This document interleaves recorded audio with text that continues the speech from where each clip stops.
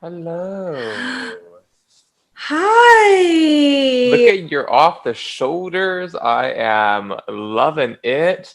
You You know, like straightened your hair, and I'm like all bundled up, what are freezing. you doing? The cute. I'm so cold. I couldn't help it. I'm so cold.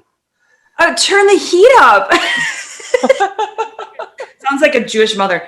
Just turn the heat up. Like Just what? turn the heat up. Stop being such a pansy. Exactly, a pansy. I was going to say the other word, but I didn't.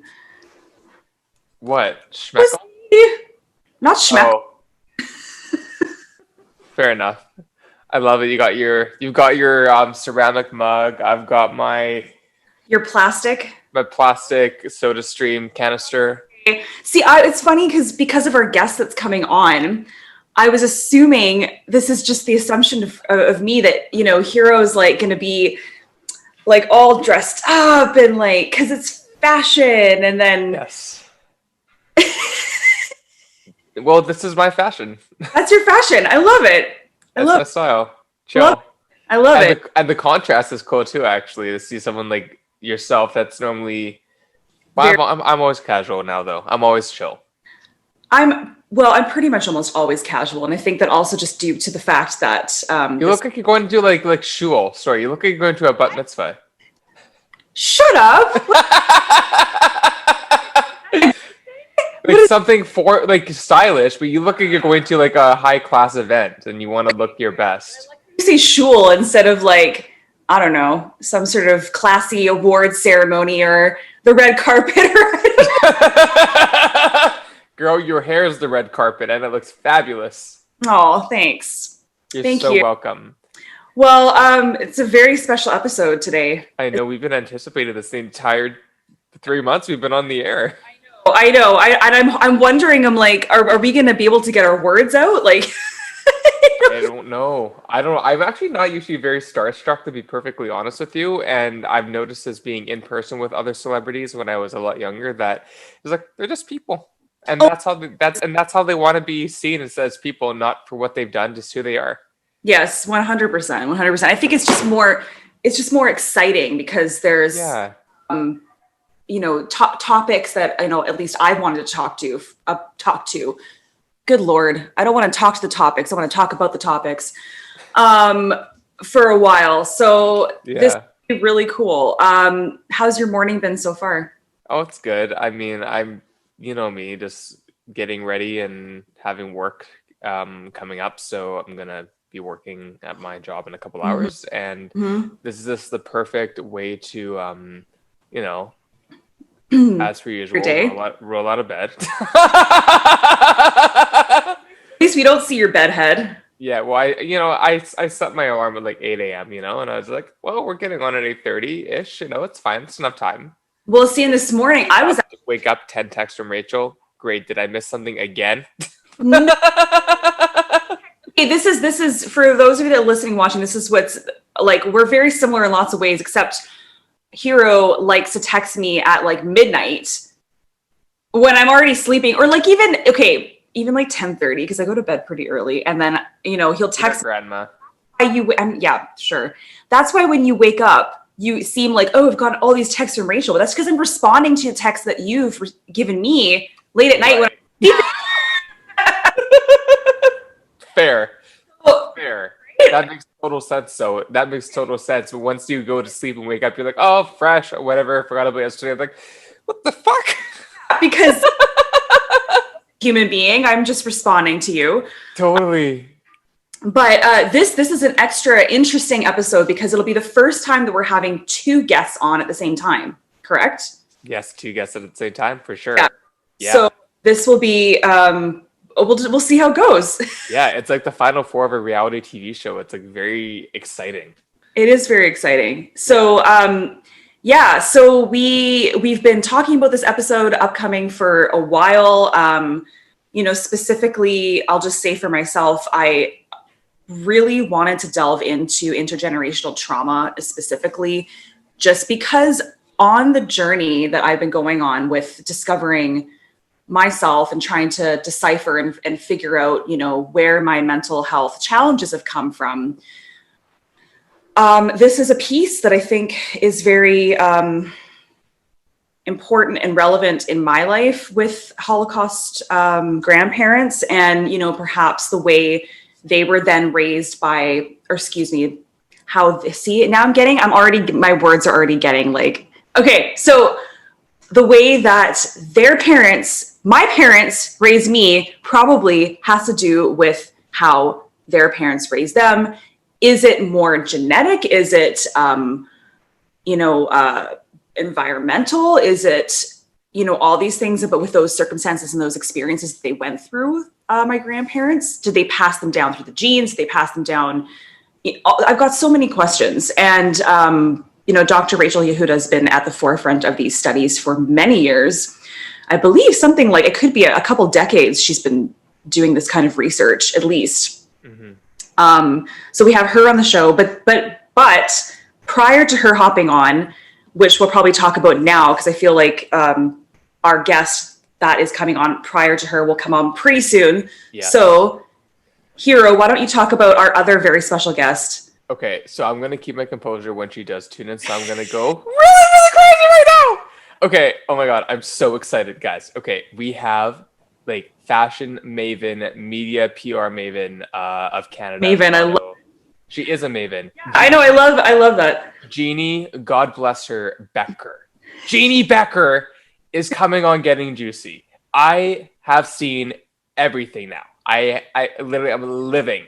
Okay, she is not just known for fashion, but her most recent accolades in terms of what she has built her brand on and how people associate, including my, millennial ass, is fashion television, or FTV. And when I was growing up and I knew that I wanted to be in the fashion industry as a designer or as an illustrator, or now working in retail sales as an image therapist, as I like to call it, because that's exactly what I do. I love that. Fashion psychology and making people feel fabulous from the inside out. She is someone that has been very influential in me learning about, what fashion shows are like, as she goes to all the different fashion shows, interviews all the different designers, and is very much known for not just Toronto Fashion Week and Canadian Fashion Week, but like international, Milan, Paris, Tokyo, everywhere else in the world. She is known for being the Canadian correspondent and representative of our country for fashion, image, beauty, and style. So she has, and so she was a correspondent until about 2003, I think we were reading about. And now she is currently hosting her own newly created podcast, Beyond Style Matters. So it's really neat to have a fellow podcaster on the show and coming on, and that also shares our love of fashion and beauty and lifestyle. But that also is part of the Jewish community and is actually part of the generation that's more close to our grandparents. Yeah.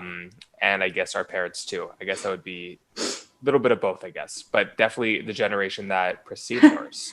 It depends on who you're talking to, because for me, she's my parents' age. Oh, I guess that's true though, and she would be my grandparent. Yeah, I guess that makes sense. Yeah, parents' age. So yeah, it's true. Jeanne, just to specify, Jeanne is a child of Holocaust survivors. Yes. So she's the direct offspring, I guess we should say, and whereas Hero and I are the next generation after that as grandchildren. So. Right. And so with Jeanne, I actually had the privilege, and she probably won't remember this, that was some little shit that was just really trying to get his 5 minutes with her and, at a live event of all places. But I actually met Jeanne when I was 18 during the 2010 Vancouver Olympics at Holt Renfrew Pacific Center. Dan and Dean Caton of D Squared, another very famous Toronto-based Canada fashion line, they were debuting a special collection at Holt Renfrew in 2010, and Jeanne was spotlighting and interviewing them. Wow. And so I dragged my two friends with me saying, she's coming. I need to meet Jeanne Beker. This is my entry into the fashion industry. You understand the importance of me meeting Jeanne Beker. Like panelists on Canada's Next Top Model, and season 2 was amazing. Cycle 3, amazing. Oh my god! And connects with Jay Manuel and Stacey McKenzie and all these other incredible people that I would just dream of meeting one day. And Anyway, so I did meet her, and we actually have a photo with her, and I wish I had it visually. Oh, I took a photo with her and I. So it's really full circle, like literally 10 years later, to see this woman that I admire and have appreciated so much, watched hours of her content online and on fashion television, subscribing to it through my cable box at my home when I lived with my parents. This is really special for me, both on the fashion front, but also on the ancestral front for both of us. So to cool. learn about her beyond what she's known for publicly, which we spoke about on our Instagram live last night, on our Hanukkah live, about how to talk to people and knowing who they are on the inside, not just the outside. Yeah, exactly. And I do have, I've got questions for her because I'm sure there are things that she doesn't always talk about with her fashion, like her personal life. I don't really know. She must have done some interviews in the past about her personal life. I don't know how open she is usually about talking about it. And oh my God, there she is! Oh my God! Hi, guys! Hi! I promised I was gonna be like really like low key, but no, the gay gasp just came out. I'm like, oh my God! You better be cool, or I'm out of here. Hi, how are you guys? Good. How are you, Jeannie? Okay, is this coming through loud and clear? I've got my little microphone here, so your microphone is beautiful. Hero was just gushing about you. So he's already done the octaves like of his voice have gone up like so we've done that already. It is such a pleasure having you, and we're just so grateful that you've agreed to do this because... Oh, well, thanks so much for reaching out. I do a lot of talking, but I don't always do a lot of talking about subjects that are really that meaningful to me anyway, and to other people, like to really be able to touch people with this kind of story that is really, essentially what I'm all about. I sort of play in that fashion arena, but this is the good stuff. No, this is the stuff that makes a difference in how we relate to our community and how we pass our tradition and our ancestry on to the next generation. Absolutely. That was what my mom always used to say, that the most precious gift that we can give one another are our own personal stories. And, and it doesn't cost anything. So. Well, exactly. And Hero, so we Jeannie, we already did a little bit of an intro about you and just a few little things. But if there's anything you want to add, we were talking about fashion TV. I thought Hero was too young to even know what that was, but he's been following you for and I'm just going to talk about Hero now. He's been following you forever and ever and ever, even though he's just a little Jew. But but yeah, no, like I said, we didn't in the introduction for you or to you, but our main, I guess, hope for this episode was to show not just the grandkids, because we're grandkids of Holocaust survivors, but a direct offspring. So there's just a couple different generations here, which is very fascinating, I think. I wish that I should have thought of it earlier. I wish I could have had my daughter beside me as, because she really, my mom was really close to both my daughters. One's in the Yukon, but Becky lives at our farm, which is like 15 minutes from this little village that I'm in now. Wow. And she actually wrote, and it hasn't been produced yet. It was being funded initially by the Azrieli Foundation. Do you know the Azrieli Foundation? Their mission it's Montreal based, but their mission is to keep those stories alive. And they're the ones that published my parents' book, their memoirs, called Joy Runs Deeper. This came out the year my mom died in 2015, so in 2014. But my parents had written their memoirs. This book. I end up doing quite a bit of talking. And then we distribute this book for free. It's available. Anyone can get it on Amazon. It would be great if you could somehow give it a plug. You could buy it on Amazon. It's like cheap, or the Azrieli Foundation, also makes what their mandate is to get these stories out there. So any Holocaust survivor who actually has written their own story. It can't be like as told to. It has to be really, if they wrote it themselves and they deem it worthy and they like the way it's written, they will publish it. So they published this book of my mom's story and my dad's story. My dad, unfortunately, it paints a really poignant picture of shtetl life pre-war, and that this has been now like acclaimed by scholars because it really does. It's one of the few accounts of what life was like just before the war and then leading up to the war. And then my mother writes about, surviving the war and how my dad and my mom were together, survived the war together. So anyway, it's and I don't know how I got onto that subject. Oh, I know, my daughter Becky wrote she was going to she's an animator, and she's like a puppeteer and an animator and an illustrator and a filmmaker. So she got initially a bit of a grant from the Azrieli Foundation to do the story of my parents' life, a short film with these puppets that she's built. They're in my basement here. I've got them. Wow. Puppets. And then the funding got pulled, sadly. So one day she will do it. But the puppets would break your heart because they're all these like poignant little characters of all the crazy cast of characters that were in my parents' village pre-war, like the shoichet and the person that made the bagels or whatever. I mean, it's incredible. And obviously, all these people perished in the Holocaust. So. Anyway, so I get very emotional about that stuff. And my daughter is really, really plugged into, they grew up on their grandmother's stories, so she'd be a great one to talk to. You could talk to her down the road maybe for a podcast because you'd love her. She's very hip. We would love to if she's willing to. Yeah, I think she'd be great. Like I can relate to everything you're saying about your daughter. Like I feel I might be in the same age demographic maybe as your daughter. Yeah, that daughter is, you're probably young. That daughter's 33. And then my other daughter, who's a musician in the Yukon, is 31. So, you're 37. Oh my God. I thought you were 27. That's me. Fabulous. Good genes, girl. I'm 28. She's 37.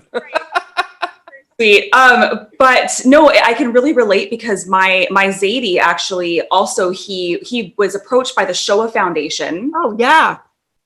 Right. And so he sat down and I just got 3 different segments of 30-minute videos. He's speaking in Yiddish, of course, so I don't understand it, unfortunately, but I'm going to get it translated. And he met my bubby while they were fleeing. I mean, like the story, I mean, it's just, that foundation, I mean, it's so incredible because my mom, last Wednesday, we celebrated what would have been my mom's 100th birthday. And we were on a big family Zoom call. And there are videos online. If you go Jeanne Beker, and then just Google that, and then you press videos, a series of these little videos come up from that interview that you're talking about from the Shoah Foundation, I guess. And it's all these sections of, how she survived the war and even how she immigrated to Canada, what it was like growing up. So for me, I hadn't heard her voice in so long even, and seen her looking like that, telling her story. It's the most poignant thing. You're so lucky to have those recordings. Oh my God, that's so great. I could not agree more. I need to ask you, like, I know, because I think Dr. Yehuda will probably hop on again pretty soon. So with you growing up, so were you born in Toronto? Yeah, okay. I was born in Toronto. My parents immigrated here in 1948. They were like, after the war, they were in a DP camp in Austria for 3 years. And they came over with my sister, who was born in Lodz in Poland, like right after the war. So grandmother's, that's where my bubby was. Yeah, my grandfather is from Poland too. See, I don't know where, but that city. Yeah. Wow. So they came here in 1948, and I was born in 1952. So. Okay. Wow. Amazing. Well, because as Rachel was saying, like, again, my grandfather's from Poland, and I'm sure we'll talk to Yehuda about this as well. But he was the youngest of 5 brothers, and his parents moved to Halifax. And then when he was 18 or whatever, found out that his 4 brothers and parents were murdered by the soldiers.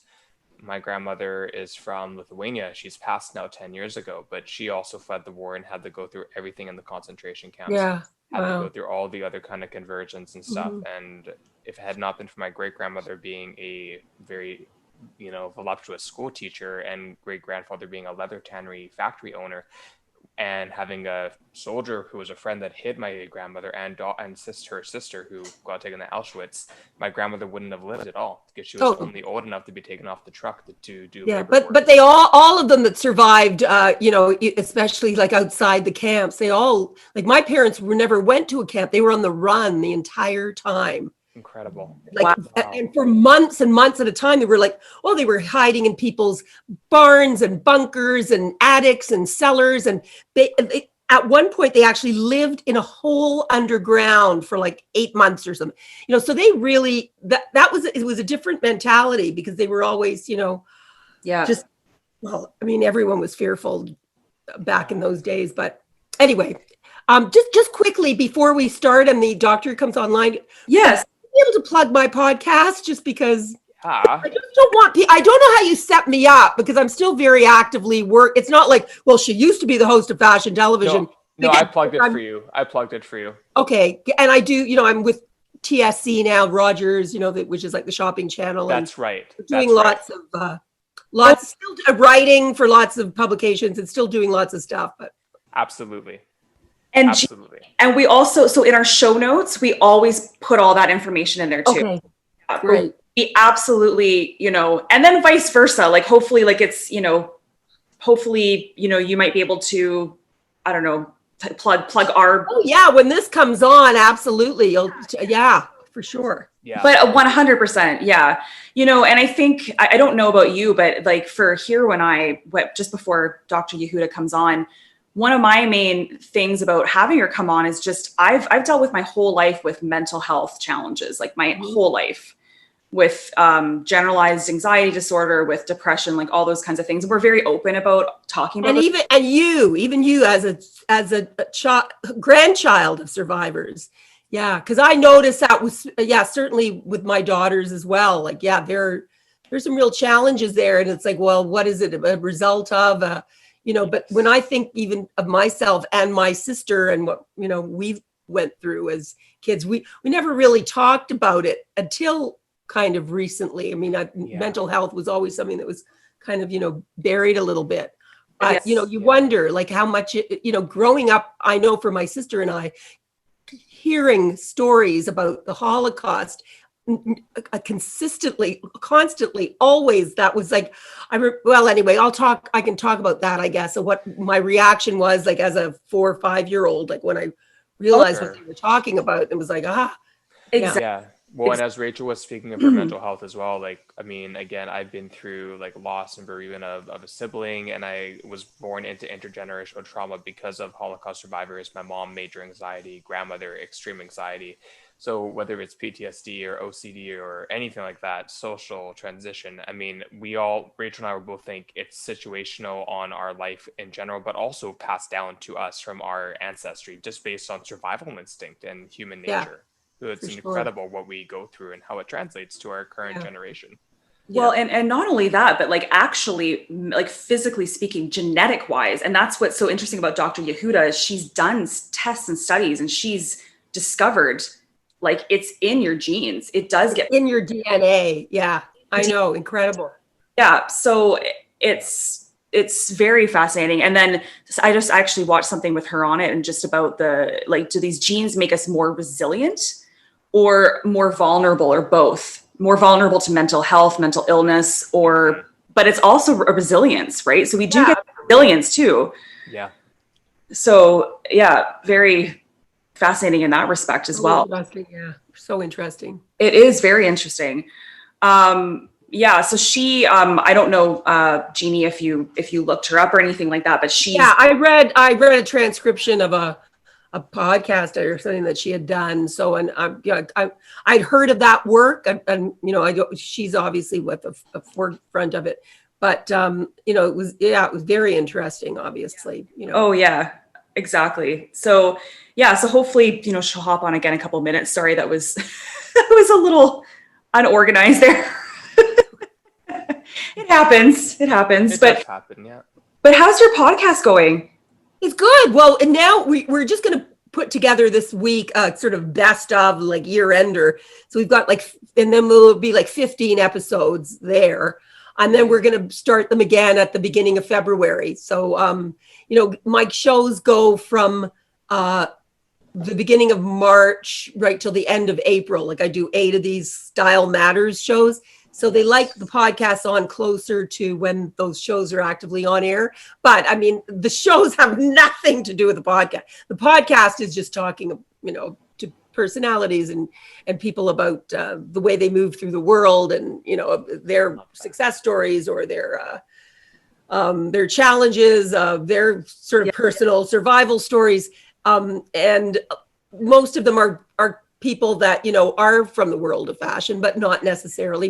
We had Michael Bublé on last week. So, but it's fun for me because I've had such a past, I started out doing music, interviewing rock stars, doing entertainment reporting. So anyway, I could get to talk to people, up close and personal. And then for the show, we just talk about, trends and how to put outfits together, and we sell a lot of clothes. And it's just sort of the whole picture, being able to do all these different things. I feel really lucky. It's very, it's just fun. So all these different hats. It's so awesome.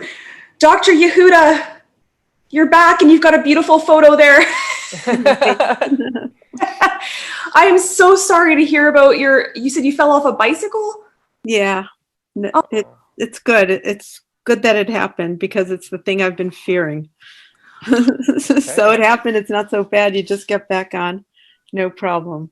Absolutely. Wow. It's like riding a bike. You're right. Exactly.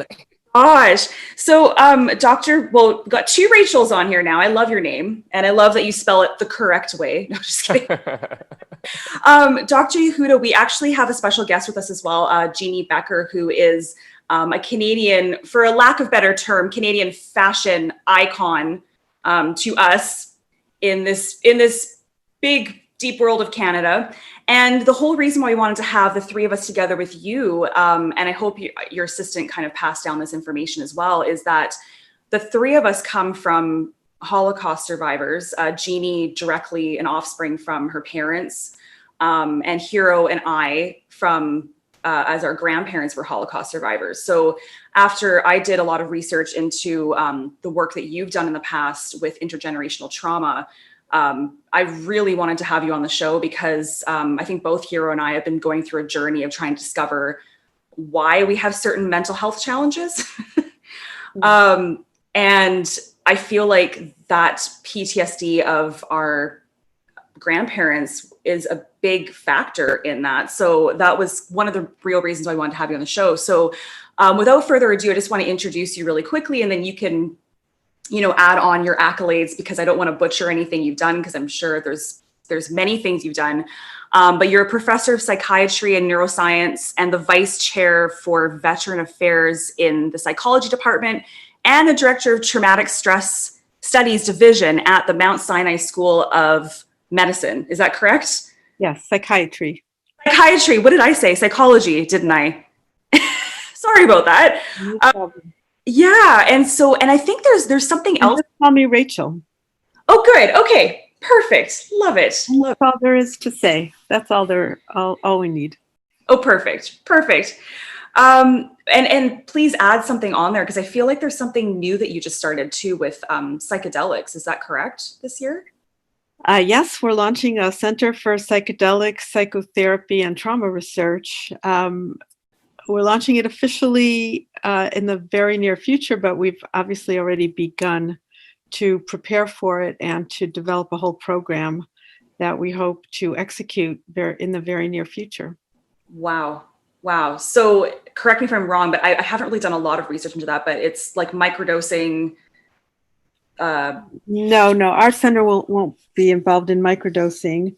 We're going to be studying 2 therapies primarily that the FDA has suggested are breakthrough therapies. The one we're most excited about is Mdma assisted psychotherapy for PTSD.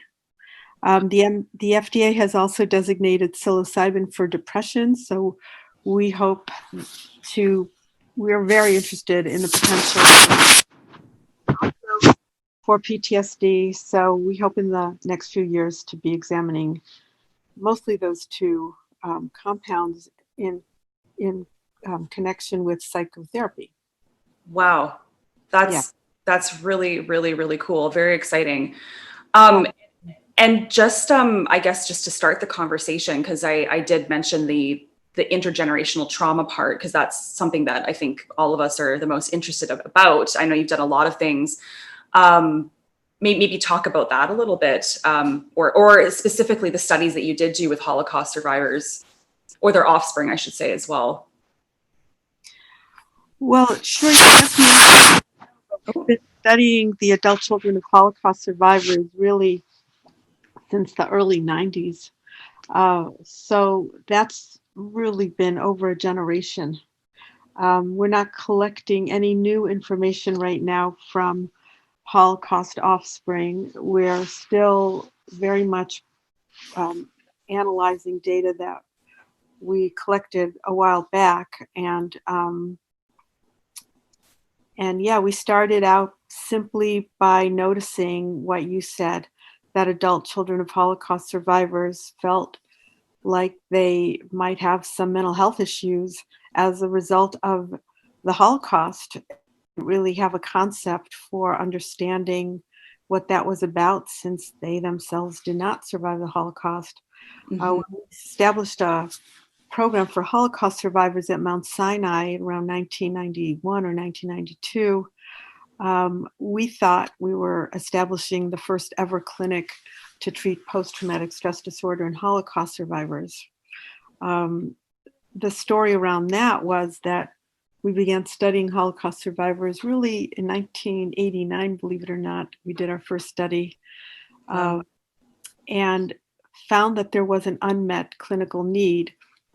Many Holocaust survivors told us about symptoms that they had of PTSD. In fairness, PTSD hadn't been a diagnosis right after World War II. It only became a diagnosis in 1980.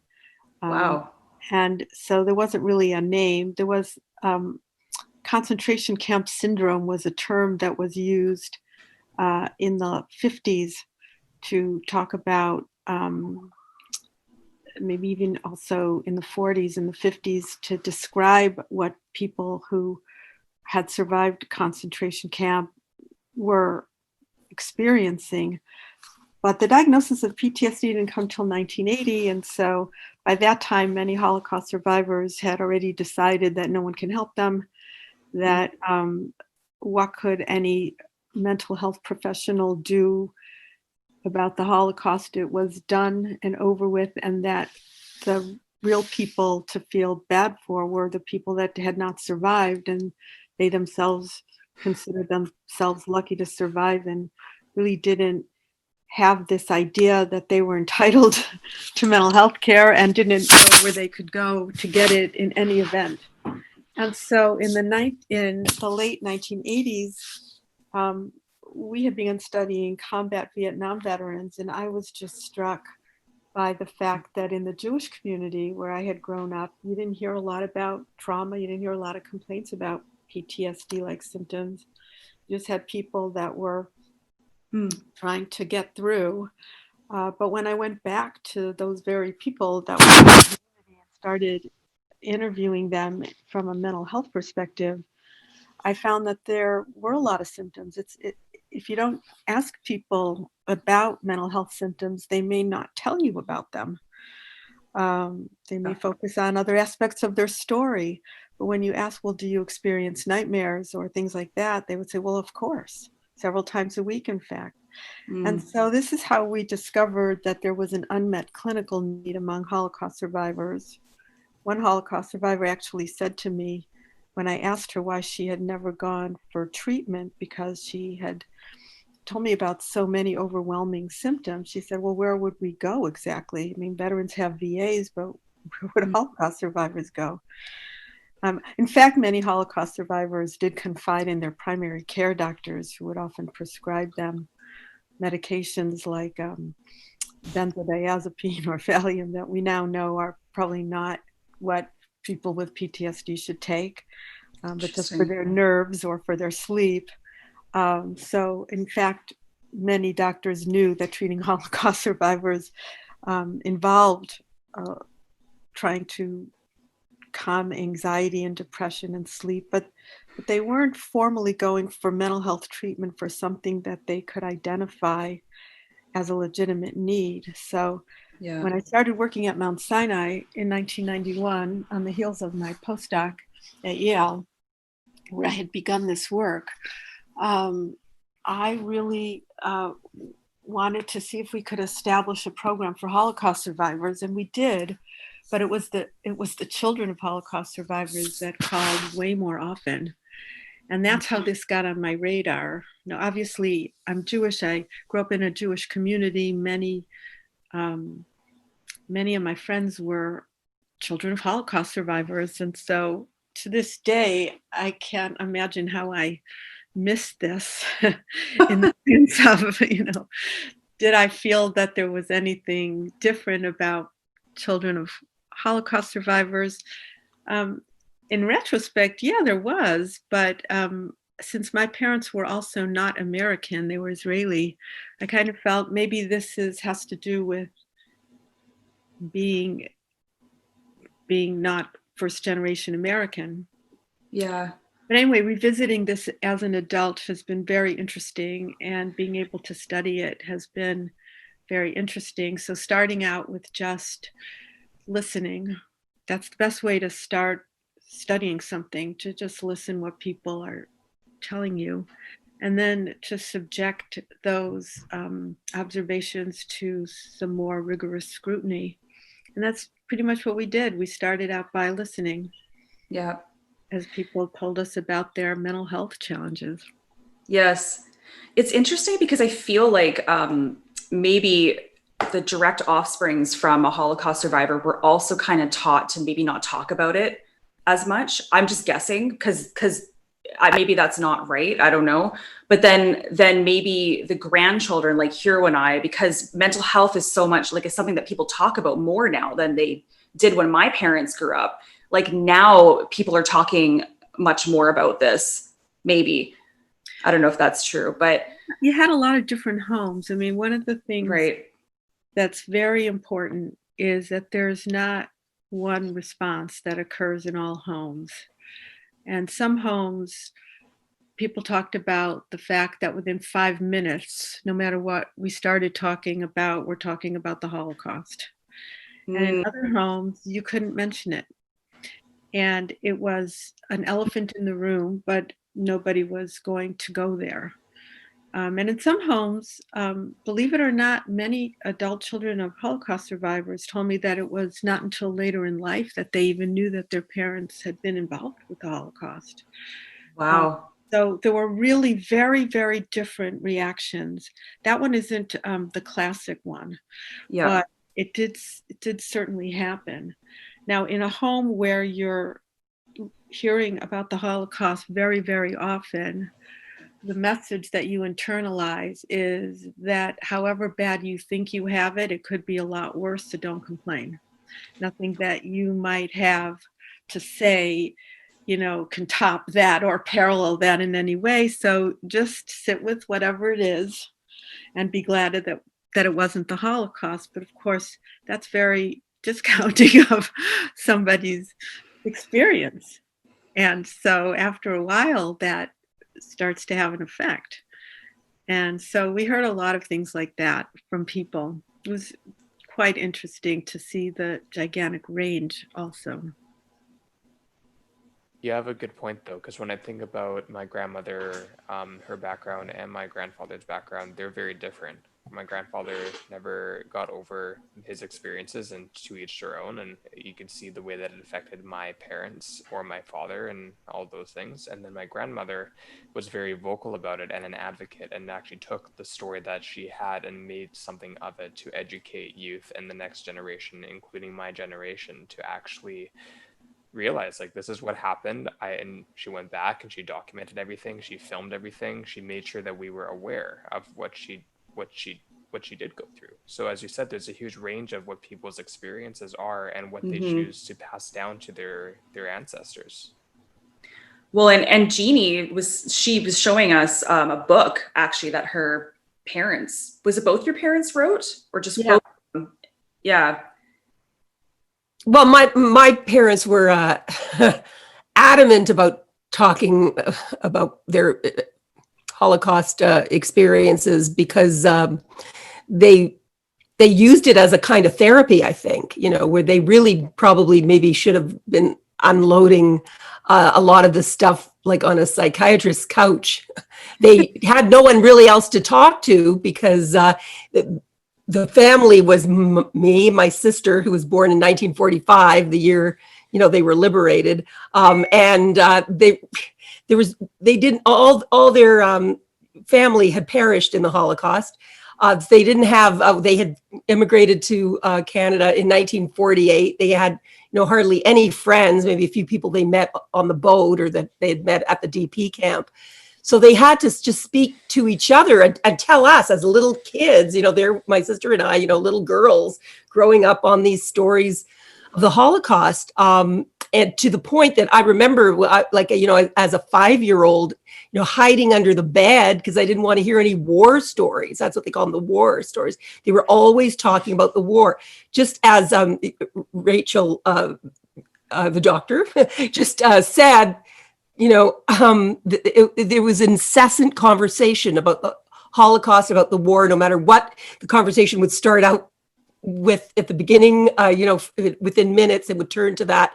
They were kind of obsessed by it. But saying that, my mother especially, really had the wherewithal to write her stories down. Like she always had that dream if she wanted it to be a book. She actually wanted it to be turned into a movie someday.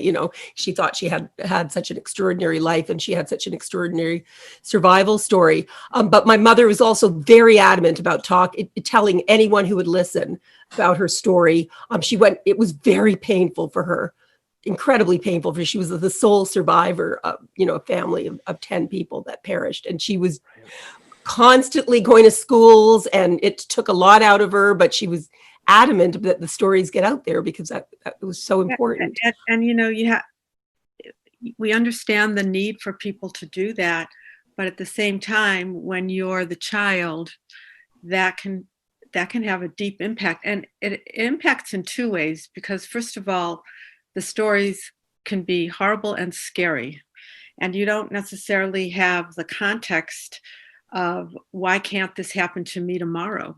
It can. So there's this scary aspect about whether it's truly in the past or whether this is something that might happen to me. But the other aspect of it is that because this is what you're being raised with, you don't really have the perspective of what it's like to not be raised with it. So a lot of adult children of Holocaust survivors just didn't even understand what else would you talk about at a dinner table? What else is there to even talk about if you're not talking about, how unsafe things are, how you have to run for your life, you have to be at your wits' end, all the people that you lost. And so it wasn't until much later when they went out in the world and they realized that they're different and they couldn't put their finger on it exactly. They're going to the same schools, they're trying to have the same careers, but something's different. And that's why they called our program. They called to kind of have a special space to talk about what about being raised as a child of Holocaust survivors is different, what that means even, and it's not necessarily all negative too. They didn't want a space for it to all be negative, because I think what's so complicated about any discussion of trauma is that you also get some positives potentially, or you can grow from things. And so a lot of people just wanted to harness that which was unique about them as a result of being second generation Holocaust survivors. So it's really kind of interesting and nuanced, and I didn't want to run to pathologize it, but I really wanted to kind of describe it without judgment. I absolutely, what you're saying is resonating really with me so much, obviously, for so many reasons.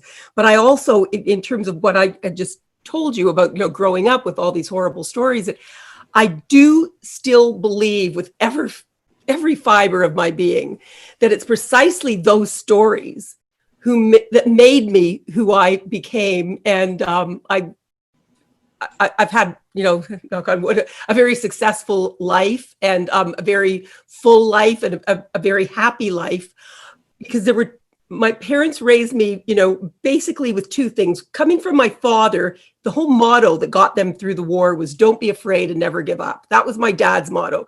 So there was this fearless and tenacity that was pumped into me, ever since I could remember. You have to be fearless and you have to be tenacious, or you're never going to achieve anything. And I still totally believe that.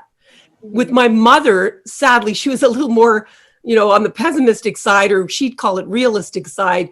Expect the worst and you'll never be disappointed. That because she always felt, she lived this charmed existence. And in the book that she wrote, it really tells the most beautiful stories of growing up in pre-war Poland in her little shtetl, and life was just absolutely idyllic. And then one day, everything just got screwed. Everything just blew up, that kind of thing. So she wanted to raise my sister and I to believe that, always be aware that anything, could change at any moment's notice.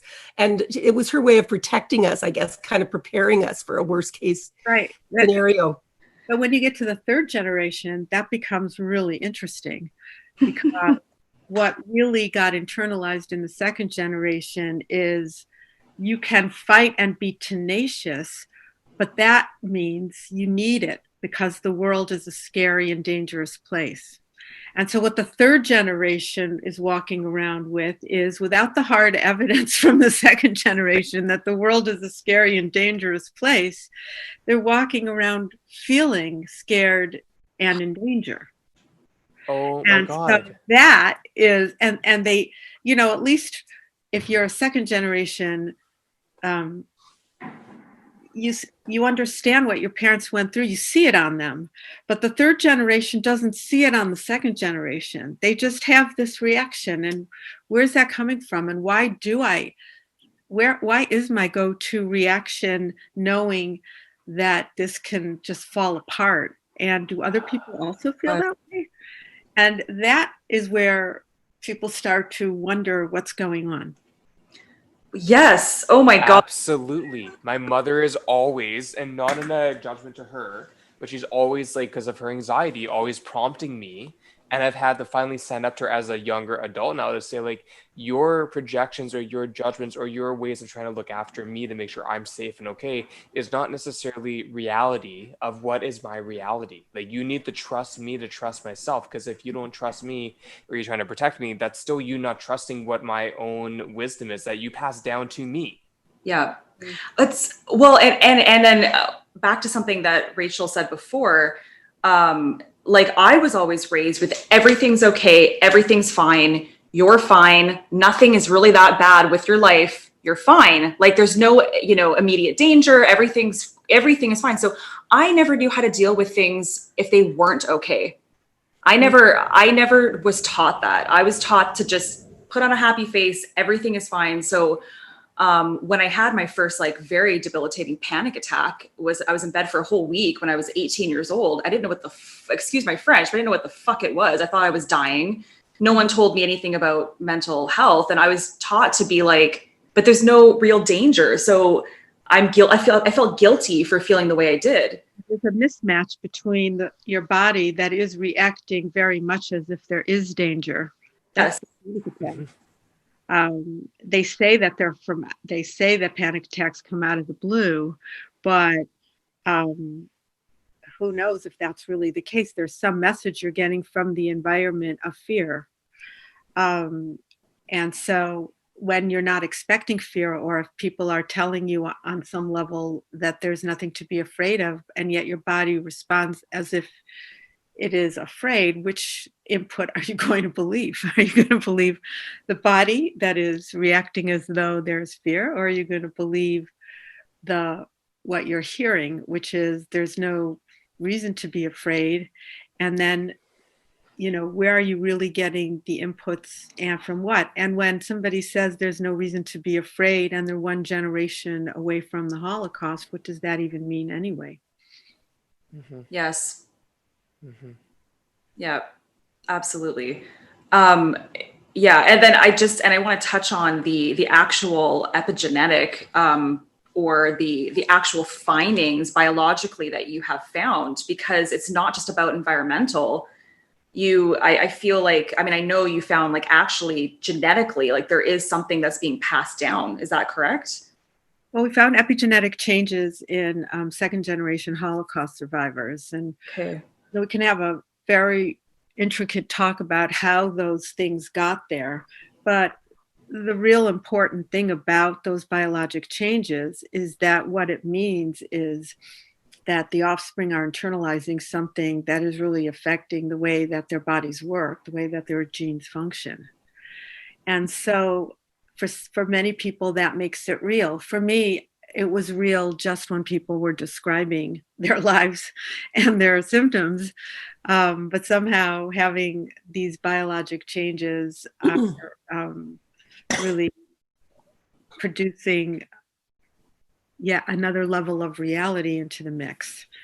But I think the really important thing about these conversations is just the acknowledgement that we take in some information from what people tell us.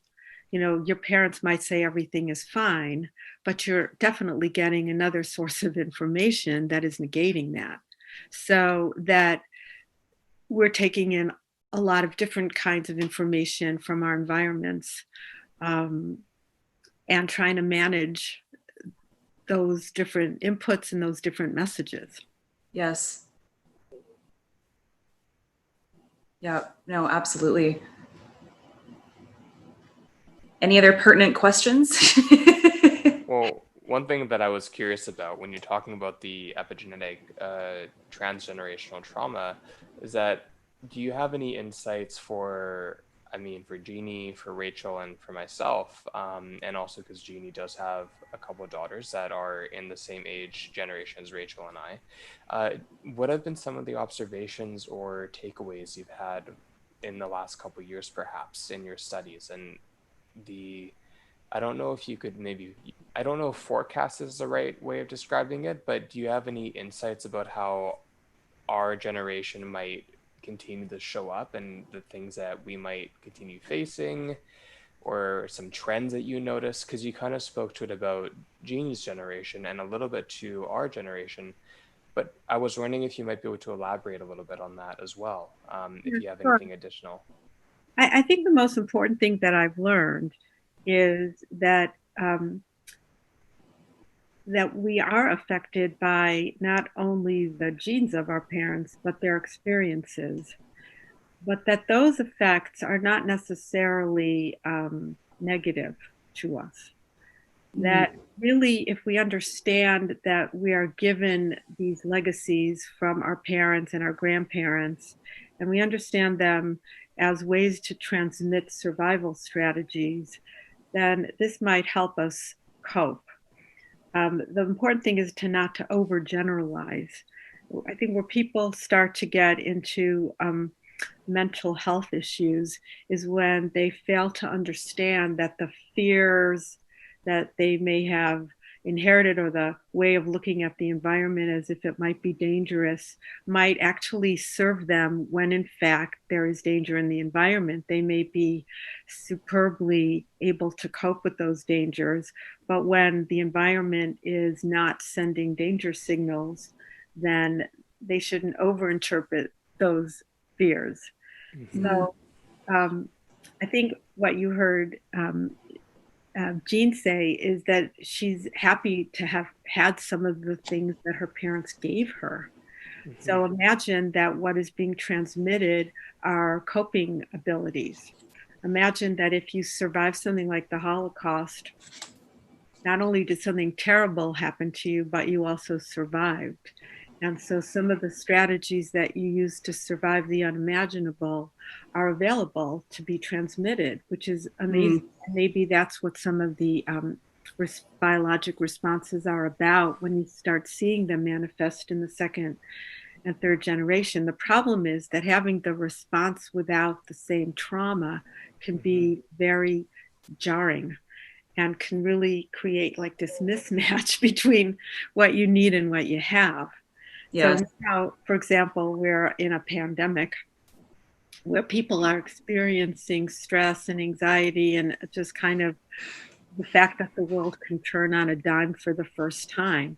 Right. So interestingly, I think in those kinds of situations, people who have in their generational experiences the idea that things do in fact turn on a dime may be in a better position to cope with that or to accept that as something that really happens, and to just get down to the business of, okay, let's not waste a lot of time wondering how could this happen, which is something that people who are never expecting any adversity to occur spend a lot of time kind of just in this state of fog and disbelief.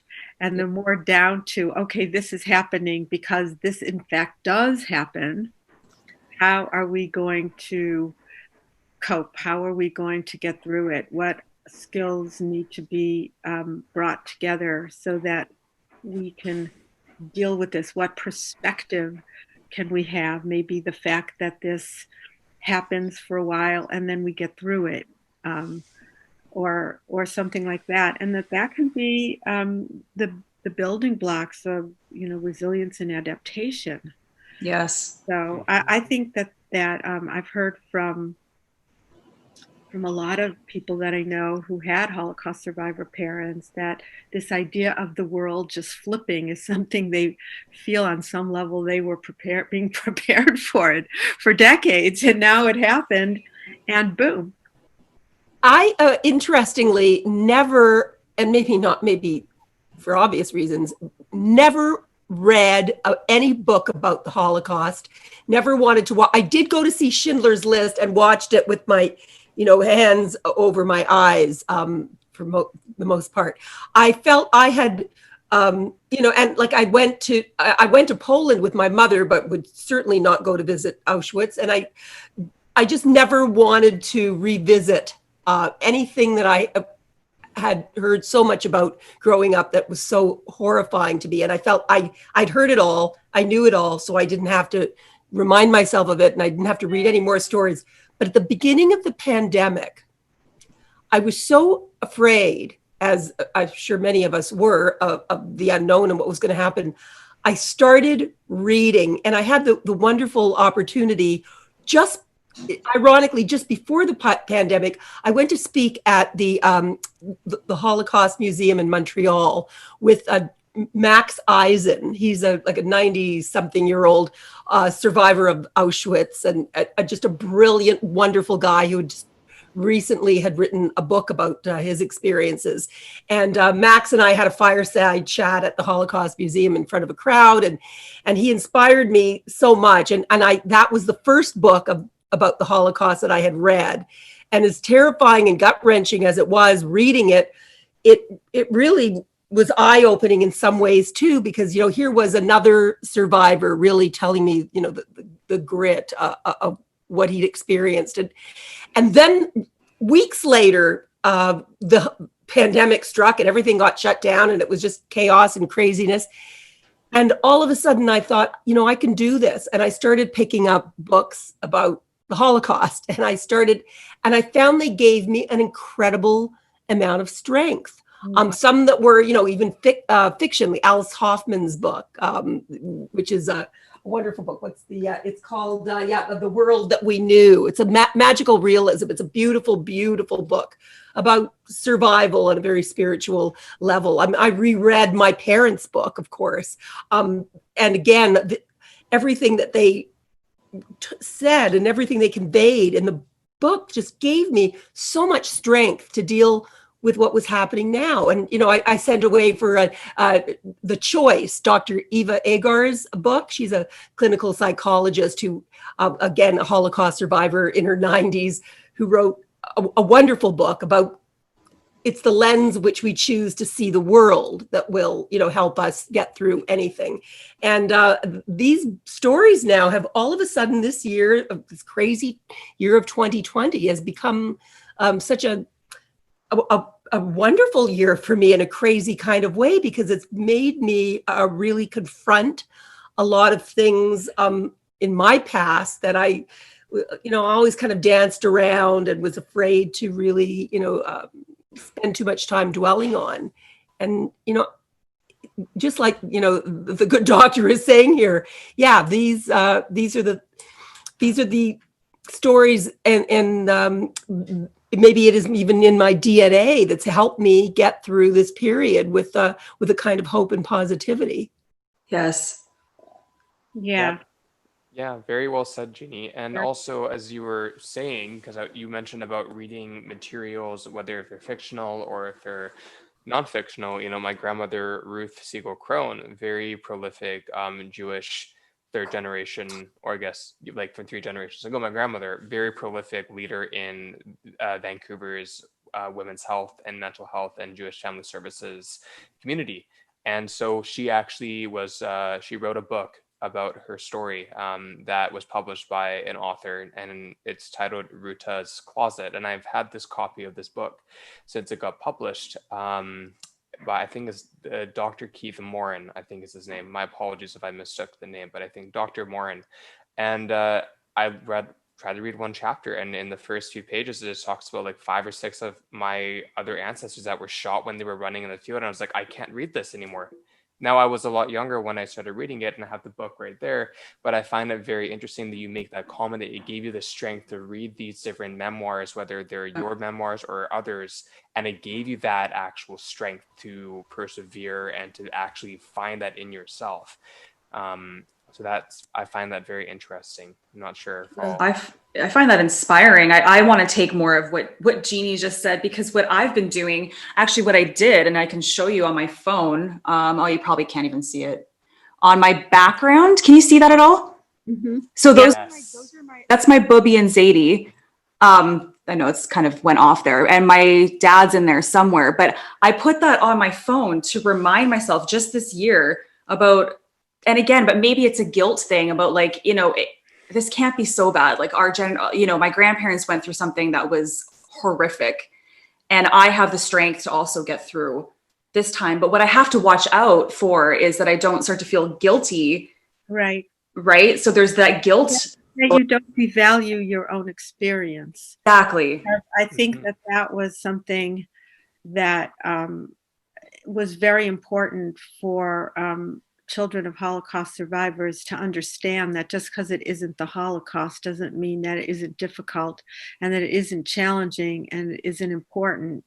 And that, so yes, you remind yourself that it could be worse, or that you have the strength, but you also allow yourself to feel what you're feeling and not feel ashamed about having a difficult time, even though the stressor is not as extreme as the Holocaust. People go through personal tragedies and personal difficulties. And one of the things that a child of Holocaust survivors needed, one of the things they have needed to learn how to do is accept these experiences as negative experiences, even though they're not the Holocaust. Mm-hmm. Right. And so I would say that would be true for the third generation too. You want to do exactly what you've done, which is to draw strength from the strength that prior generations have, but you don't want to discount what you're going through, because it isn't that.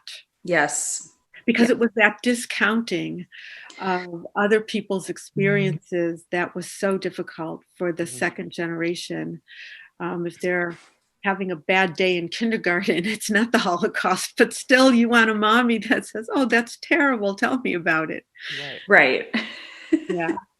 It's that unconditional love and not projecting your own past experiences to those that are around you, because it's their reality. So if your reality is not their reality, then you're not ever going to be able to relate to those individuals in your life, whether if it's familial, if it's romantic, or if it's platonic or professional, right? And I think it's a life skill to put yourself in someone else's shoes. And if we've been through these experiences in our own ways, then you would think that our side would actually have maybe more capacity to relate to those people's feelings, to be there for them, regardless of how trivial or how traumatic it might be. You know, it's something I try But to it is practice. it's hard sometimes to develop a lot of empathy for someone who's complaining about coping with something that is so much easier than what you've had to cope with. And it is challenging. So I think it's a real thing. So Yes. again, that's a lot of that stuff has to be talked through. Yep. Yeah. And actually, and Rachel, you kind of touched on this a little bit with the pandemic, but I feel like, are there studies already being done about the trauma that the pandemic's going to have as an effect on people in the future? I don't know. I mean, I know we're in it right now. I feel like I guess what I'm just trying to say, it's going to be very interesting in the next few years just to see the generation, especially the kids that are going to school right now, school age kids with, well, I guess with all of us, being affected with the trauma of the pandemic, but yeah. The important thing is to be able to use the experience in as positive way as possible and not focus on what you didn't get or what you couldn't have as a result of it, but what you learned and what you did get because of it. And it's hard. Sometimes it's hard to do it in the middle. Yeah. When you're trying to get through it. Mm-hmm. It is hard, but hopefully there's a light at the end of the tunnel. Yes, agreed. Yes, 100%. Well, I know we've talked actually for quite a while, which I really appreciate your time, Rachel. Just before we do close this conversation, is there anything that anyone hasn't asked yet? Jeannie, is there anything that you might want to ask? I'm just going to say Dr. Yehuda again, because I like your last I just really, because I'm so conscious of, and increasingly so, and certainly in the light of what you're saying, and having, done a little bit of research now on your work, Rachel, interesting how, what is it that we really tell this generation now, that's sort of the generation that Rachel and Hero are a part of too? Like, how do I try and make it easier for my girls now, or is it too late now that they're they're in their early 30s, and whatever freakouts they had in the past and whatever panic attacks they may still continue to have? Like, how, what can I say to give them the strength that they might need to carry on? Yeah, I mean, that's a really good question. I think that the legacy of the Holocaust for, for third generation and beyond is really that you have a set of survival skills that things can get really bad and we get through them. But we don't get through them completely unscathed, and it's okay to listen to ourselves when we feel anxious or panicked or sad or depressed, and it's okay to take a minute and figure out what's causing that, and that even if the thing that's causing it isn't as serious as the Holocaust, it might still be serious enough for us to figure out what it is. Don't ignore those signals. Try to make space for them and understand them better. And the Holocaust provides a perspective, but we don't want to get we don't want to dismiss our own experiences because they don't register in the same way. So I think it's a matter of being very present as other people tell you what's on their mind, and being open to hearing it without judging that it's more trivial, or that it isn't important, or this isn't really a problem. This is a first world problem, that expression. And those are it's true when somebody expresses something that's a first world problem, but then again, they're in the first world. So that's why, and it's important to really hear that out. I think if you could do that, then they'll feel entitled to their feelings, and that's really the most important thing. Yes. The last thing that I would like to comment on is you just kind of touched on it, and you mentioned this when I was in my last inquiry, which was survival skills, because survival skills is something that we learn no matter who we are, just as I think because we're human and we're primal beings in the true core of our carnal brains, survival is like what we're doing every day, whether if it's monetarily or superficially, and just at the core of survival.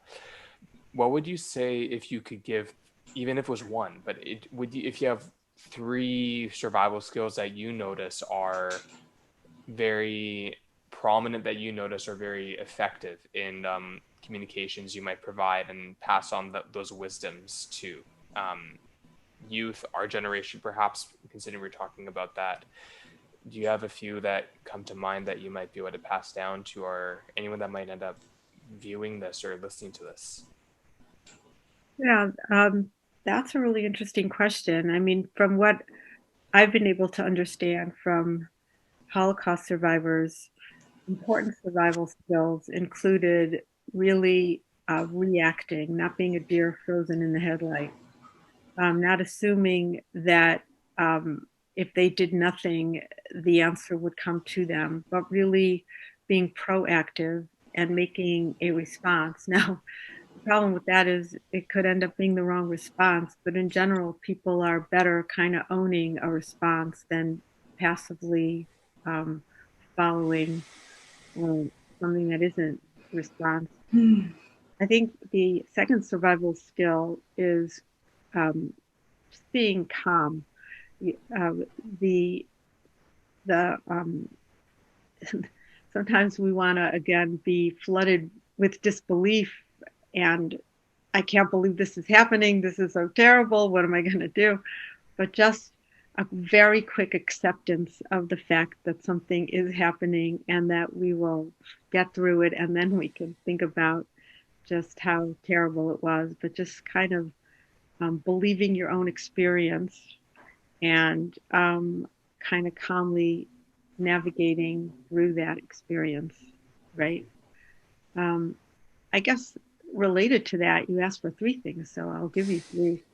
It's really cognitive flexibility. It's really the idea of not being locked in. Responding to adversity, the first thing that you really have to do is accept what's happening.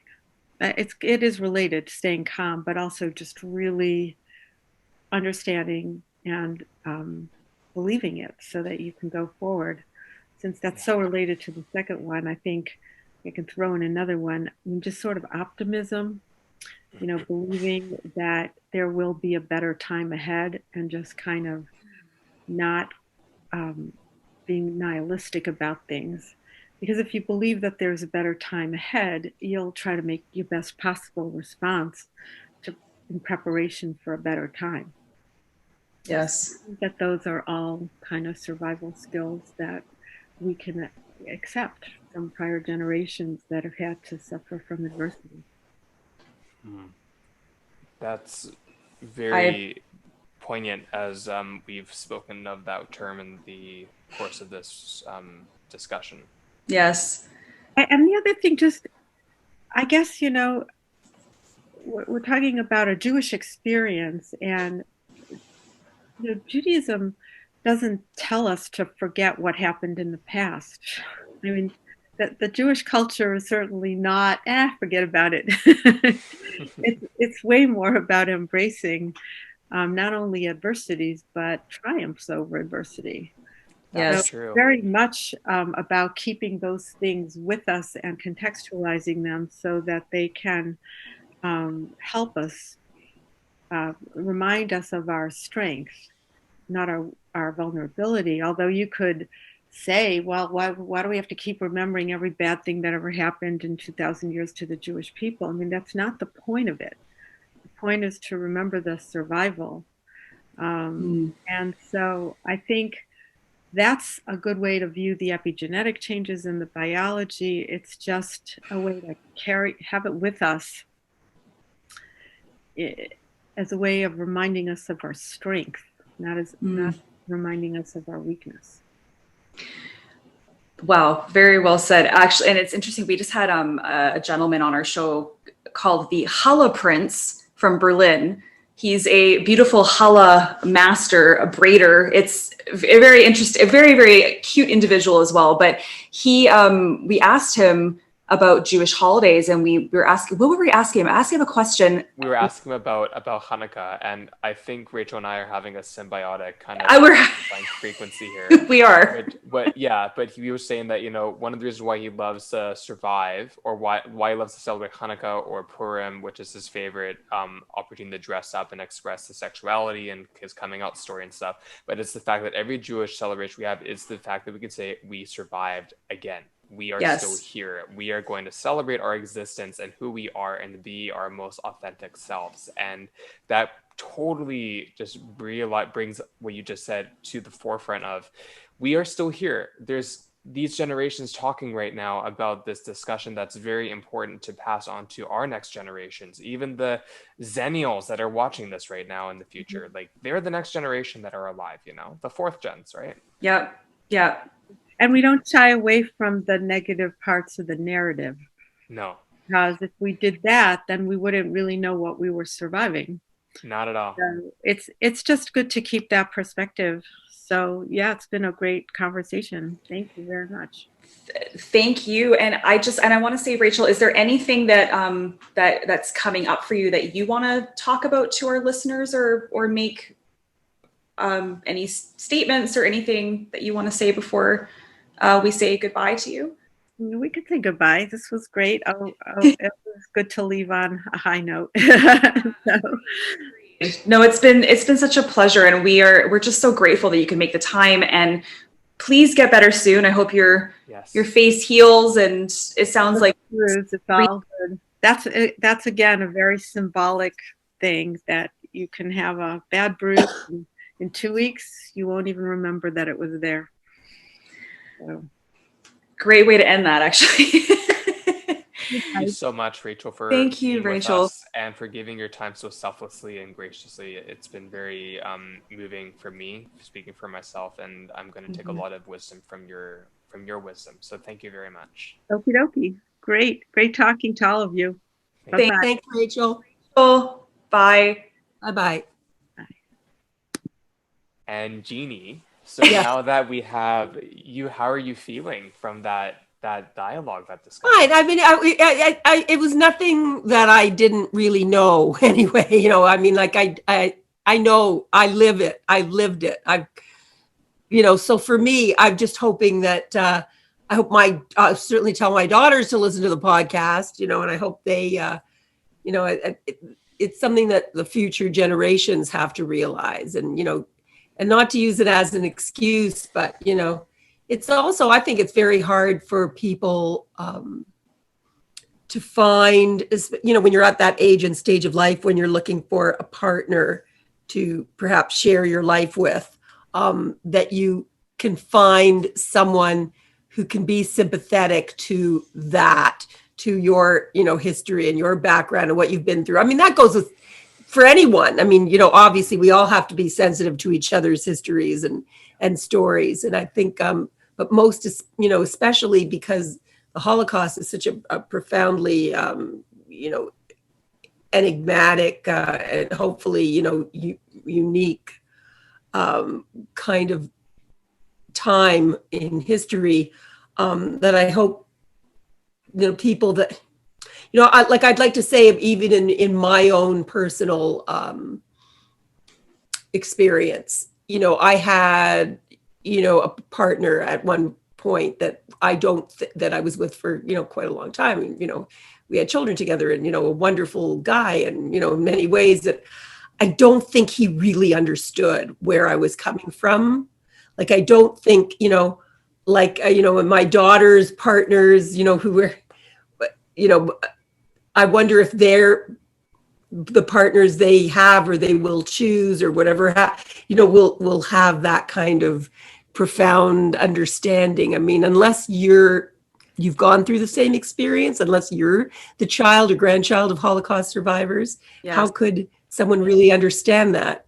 Right. And, to say, well, I'm like this because my grandparents went through this horrible thing and now it's in my DNA. And that's a big kind of pill to swallow. Yeah. And I don't know how many people can be sympathetic to that kind of thing. And actually, interesting that you say that, because I'm not going to out my partner that much right now. He's upset. I know we have to be careful with what we say here. Going to say, like, we've been together for 13, 14 years, and Wow. it's taken him a number of years. Like he I'm blessed that he was able to meet my Zadie before my Zadie passed away. Oh. So he did get to, intertwine with that whole world and hear some of the stories and stuff like that. But my husband grew up fairly privileged in the sense that there was no real mental health challenges in his immediate family necessarily, and all those kinds of things. So he's learned a lot in the past, I don't know how many years, but it's taken a while. He's still, maybe I will throw him under the bus just a tiny bit, but he'll still say, sometimes, like, not like snap out of it, but he'll be like, look what your grandparents went through. It's not so bad what you're going through. Yeah.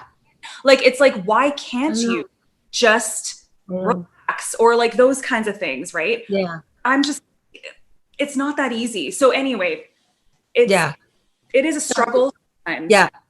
It's all relative, of course. But it's true that unless you really came from that background, I don't think you could ever totally, you almost have to kind of accept it rather than really comprehend it. Yes. It's such it's so unusual.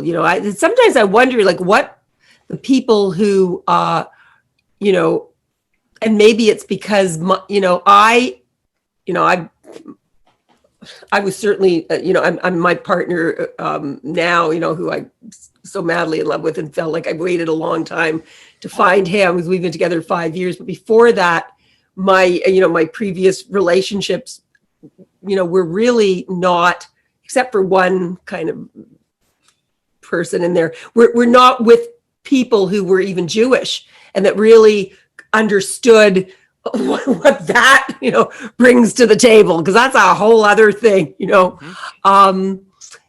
and both, my kids, my girls are, my daughter, who has a partner, who's had a partner for like about 12 years now, my older daughter, Becky, she's not, he's not Jewish, and not for my sister has a, wonderful marriage that she's had for, decades with someone who is not Jewish. I'm almost wondering that maybe we especially, gravitate sometimes towards people who aren't Jewish, because there's so much stuff that goes on with that background and that lifestyle that's almost like you want a bit of fresh air. You need a bit of a relief from all that. So you go with someone that you think, but listen, the truth is, no matter, as human beings on this planet, we all have gone through our share of trauma, I'm sure. I don't think anybody really, escapes from this life unscathed. And, as human beings, there are all kinds of challenges and experiences that we've all been through that are pretty tough. The Jews certainly, aren't unique in that way. Right. Yet still, there's something about an extra amount of heaviness that I think associated with Jewish culture sometimes. Yeah. It really it's sad. I don't know, maybe we dramatize things like a little bit more. And we have been through some pretty horrendous stuff, but many other peoples have as well. It's certainly not just the Jews, but. What did Hero, you said something not that long ago. You said how maybe it was you, like humans, we're all survivors, each and every one of us. We've survived what's happened previously. It doesn't matter what background we come from. I mean, I'm hoping people will listen to this who are even not Jewish and either learn from what the Jewish people have gone through, or they can pick something out because they realize that through their lineage, they're survivors too. We are all survivors, and there are genocides and annihilations and so many Absolutely. cultures. And just to bring it home, like people might look at me like, yeah, you're just a white man. No, queen, I'm not. I'm gay. I'm Jewish. I've got severe mental health and nonverbal learning disorder. I have a ton of other things that I've had to go through adversity-wise. And you would have no clue about that unless you looked into my damn eyes or actually heard the way that I actually speak for 2 minutes. And so it's a perfect way to think about, you might be a so-called gender or a so-called color of your skin that might be predominant in our society. That doesn't mean anything at all. I feel like I'm the most discriminated in many ways, and I've had to claw my way through just to actually be seen and heard and accepted by people that are in the mainstream society, which I deal with every fucking day. So that's just one actual example of that. And just to say that, just because it is actually really interesting, Jeannie, you of course probably don't remember me at all, and that's totally fine, but I actually did meet you once. I met you one time in 2010 at Hold Renfrew, when you were launching Dean and Dan Caden's line for D Squared at Hold Renfrew during the 2010 Olympic Games. And I have a photo with you, and I wish I had to show you right now. But I remember being the little shit that I was, and I just wanted to talk to you. And you're like, okay, hero, nice to meet you. See you later. And I was like, well, yeah, of course you're going to get that. But I just want to say, because you are here, you are influential in my foray into fashion, and just being someone that's from our country and being of the same religious or cultural background. It really was a prolific moment for me to be able to at least meet you in person when I was only 18. So I do just want to say that to you, considering for me, it's kind of full circle, even if it might be so minuscule in a certain way. It really did impact my life a lot. So I just want to make sure I say that to you face to face, heart to heart, while we have you here, you know? Oh, that's so sweet of you to say. And also, I mean, without question, I think, there was a whole generation that grew up watching fashion television, and because we were Top Model or whatever, Yeah, but we were really the first that really opened a window onto that world and showed people possibilities. So, like little gay guys growing up in the boonies that, like, wow, really? Like I could really go and do that and have a career doing that again, so that warms my heart to no end, to think that we had that kind of effect on people that, felt they were sort of out of sorts and they weren't part of the mainstream norm. And sometimes I think, oh my God, we created some monsters here. Like all these kids enrolling in fashion schools now and hoping to have some fabulous careers when they get out. And, times have changed so much. I kind of wonder. Okay. I'm a yoga and Pilates teacher, girl, so we're all good. Good one. But I'm working in retail again because of COVID. So it's all full circle. But anyway, not relevant to that. But I just wanted to make sure I could share that with you. And in addition, I wanted to make sure that we had a proper opportunity as we close this chapter of our conversation for you to give yourself the platform to share what you're doing right now in relevance to your branding and your business. So that way it comes from your words, and that way we make sure we don't butcher it and you can actually deliver it in your own way. Well, I mean, as I think my whole career, I still think I'm dancing as fast as I can. Involved in many different things. And, I'm the style editor for Ptsd, and that's a great, retail platform where we get to also tell fashion stories, and that's lots of fun. And I do a series called Style Matters on Ptsd, but I'm doing a podcast called Beyond Style Matters now, where we talk to all kinds of fabulous people, and many of us reminisce about the glory days of fashion and that incredible golden age, but we're also talking about where it's going and speculating about fashion's future, but also just talking about style that goes far beyond the sartorial. We're talking about the attitude that one needs to have in order to move through the world with grace and aplomb. And I'm writing for various publications, and a number of lifestyle publications.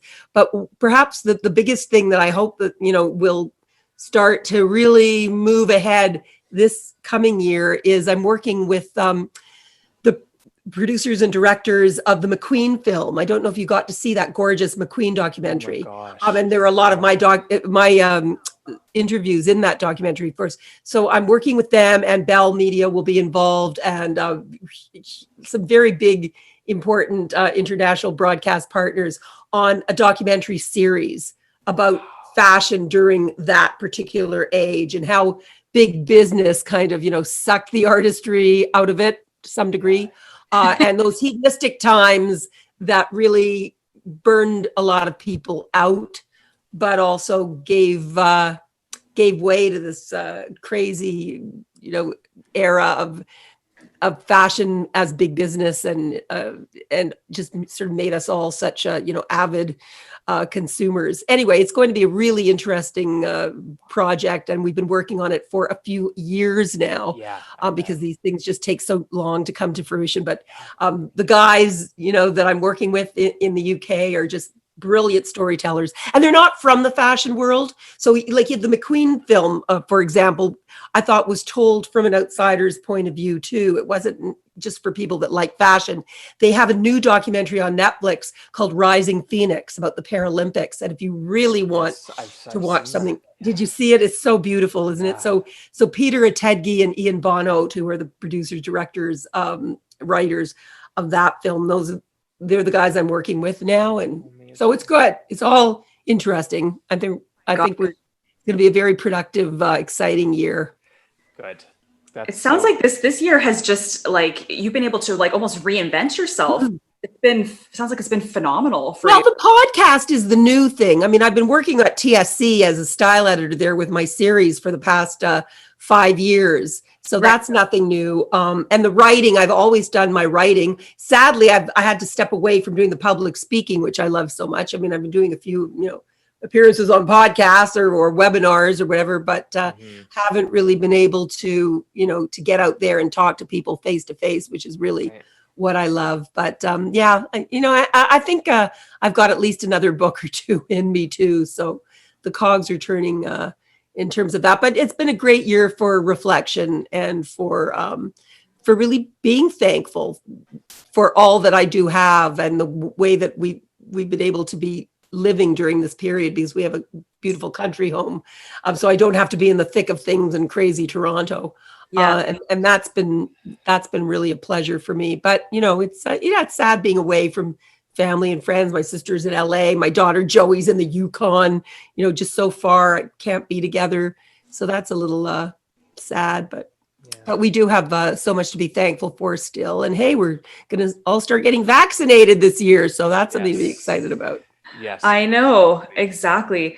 Well, I'm just so blessed that you said yes. Well, thank you. It was an edifying experience for me. Great meeting the two of you. I mean, you certainly give people hope for the future.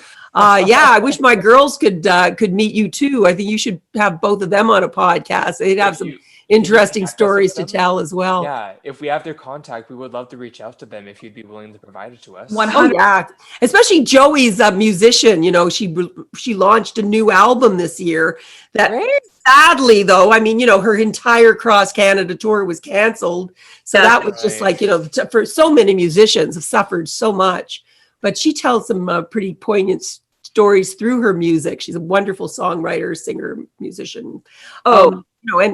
And the fact that she's living in that little log cabin off the grid in the woods, and she's been there for 7 years.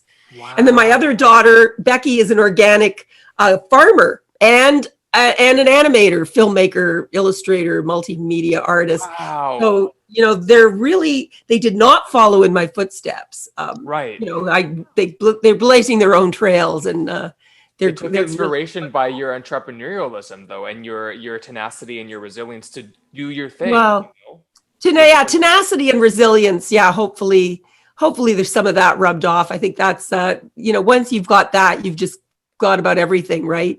Well, just like for sure. I always say that. And, just like my dad said, right? Don't be afraid and never give up. Yeah, well, that's for me, like my manifesto, I kind of made it like perseverance, ambition, and I'll add adaptability, and then resilience and tenacity. If you got those 4 or 5 traits in you, you can do anything you want to do, no matter what comes in your way. And a smidge of vulnerability. Yes. Oh, always, always. Yes, Always. wear your heart on your sleeve. Yeah, I absolutely. Do, the scar's not there right now. Open But I mind, do. I do have a scar here, but it's not there right Oh, now. you just have to like dream and believe too. That's important, to dream and dream big, but really believe in your dreams and believe in Yes. yourself and Yes. anything possible, really. Well, Amazing. we're like, we only started this podcast, what, 3 months 3 months ago. ago? So we're hoping, this is our project, our little baby. We'll see what happens, but we're pretty, we're dreaming exactly what you just said, and Yeah. we'll see. How did you two meet? I'm interested in your relationship. Oh my God, that's so sweet. of you. Sweet. I don't know what I'm doing. We're both yoga teachers in Vancouver, and Rachel is from North Vancouver and Nell is in Vernon. But I got referred to Rachel by another yoga teacher for Rachel's formerly owned yoga studio, the Yoga Root. And so Rachel and I met and had a coffee, and she was like, I would love for you to come onto the studio and stuff. And said, you know what? I just want to be really, really good friends. There's something too special here that I don't want to combine professional relationships with you in the teaching realm. I just want to be really good friends. And then that's how the friendship really started, candidly, just like how we talk now. If you check out our other episodes, you'll see how we talk. And then eventually she moved to Vernon maybe 3 years ago and sold the studio, and we kept in touch, and COVID really brought us together. And she was like, do you want to start a podcast? And I'm like, yes, queen. This gray wall behind me was supposed to be my podcast and talk show set in my own apartment, and I never used it. Let's start doing it.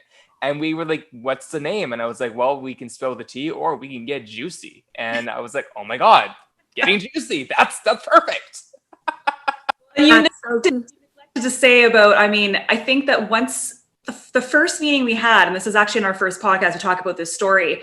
We were in this really cute little juice bar in Lower Lonsdale in North Vancouver, and I was getting really warm because it was hot in there, and I was like, oh, is it hot in here? First time we met, and he goes, I think, are you having a hot flash? Maybe you're having a hot flash. And I was like, who? I'm sorry. Did we just meet like 15 minutes ago? Who are you? Like, say this to me, first of all. But instead of me taking offense to it, because I wasn't of that age yet. I still am not of that age yet.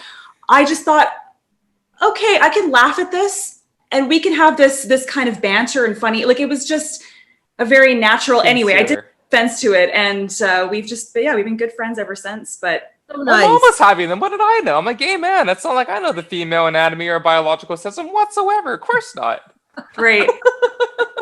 I'm a gold star gay. What are you talking about? How many episodes have you got in the can then? This is 22 now, I think. Wow, good for you. Very good. Yes, totally. We're making it work. Yep. Getting an archive going.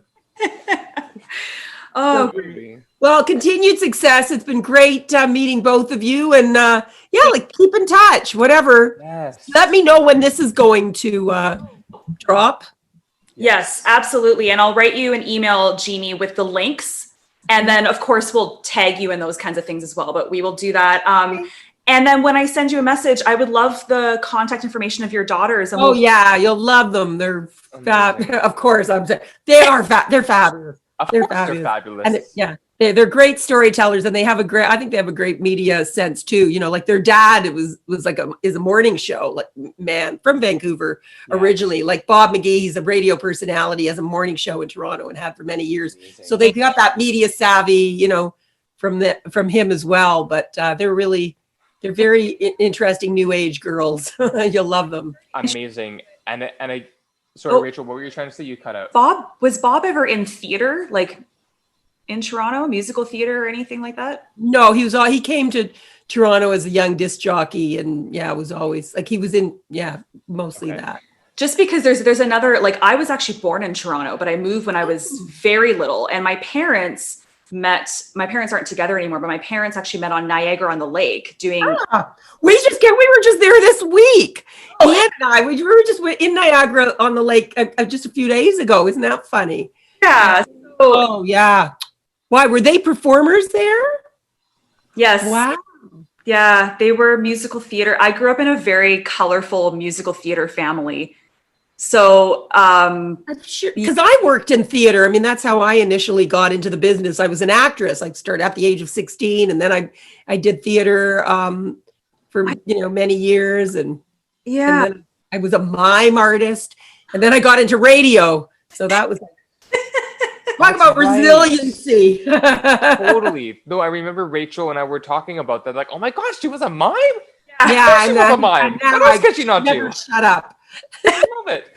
No, I love it. And my God, I'm like, who would want someone like you to shut up? I want to be able to hear any wisdom and insight you have, which you've shared tons of already. And again, it's like a broken record. I don't get starstruck super often, but I mean, when you have that tie to someone, even if you don't know them, it's easy to feel like that connection. And I just, I'm so like, am I talking to this person right now? We're just human. We're just human, but still, am I talking to this person? This is crazy. This is so heartwarming for me. Yeah. So again, thank you. much Oh, for thank everything you. You're do. both fabulous, adorable, and smart. So who could ask for more? Really, very enjoyable hour. Take good care, okay? And stay safe. Thank you. Keep And in touch. we'll be in touch. Amazing. Thank you. Okay, guys. Take care. Lots of love. Okay. Bye. Thanks, Jeanne. Bye-bye. Mwah. Bye-bye. Bye.